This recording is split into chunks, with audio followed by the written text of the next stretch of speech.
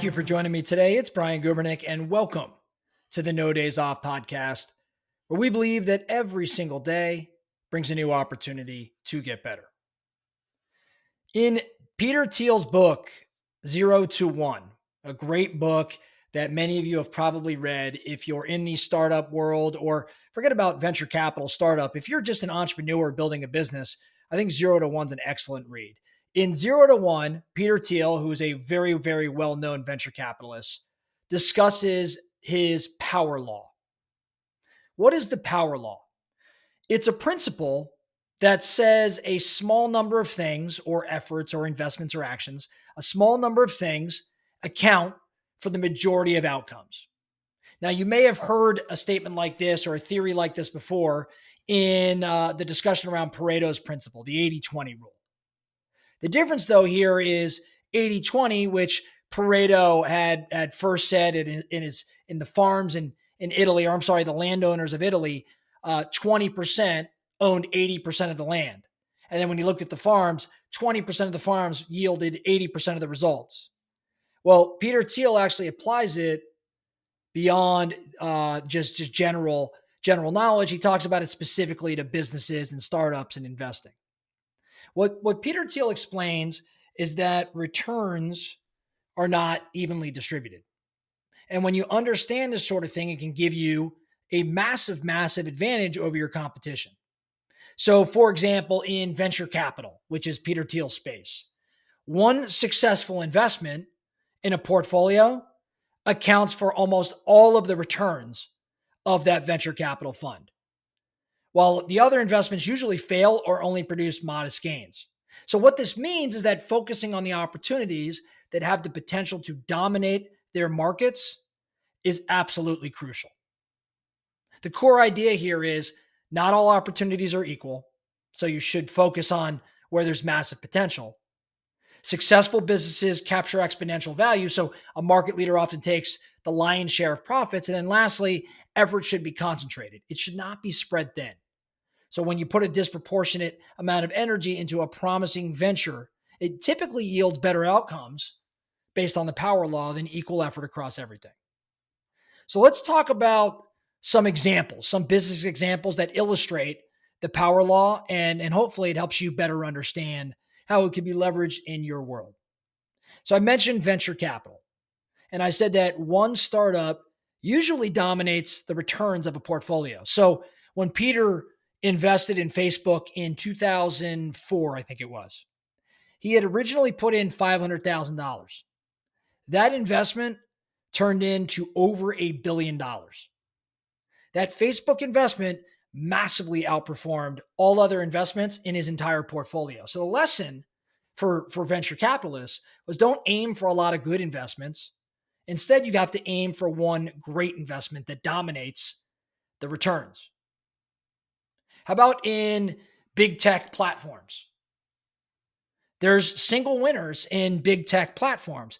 Google controls over 90% of the search engine market. It captures the lion's share of advertising revenue in that particular space. Similarly, Amazon dominates e-commerce. It generates far more revenue than its competitors combined. So the lesson here is that these businesses demonstrate how one company oftentimes takes the largest share of value in a winner-takes-all sort of market. In software, Microsoft's Windows dominates operating systems. It's still the de facto choice for PCs worldwide. The market share disparity between Windows and its competitors shows you how one product generates the vast majority of value. So the lesson here, build products that scale exponentially, that can become a dominant player in your niche. In entertainment, Disney continues to leverage its IP, its intellectual property, Marvel, Star Wars, etc. And what it does with that intellectual property is produce blockbuster movies that still dominate the global box office. So a few major franchises account for the majority of the company's revenue. So the lesson here, Disney invests in creating and amplifying a few hits rather than spreading their resources evenly? How about in content creation?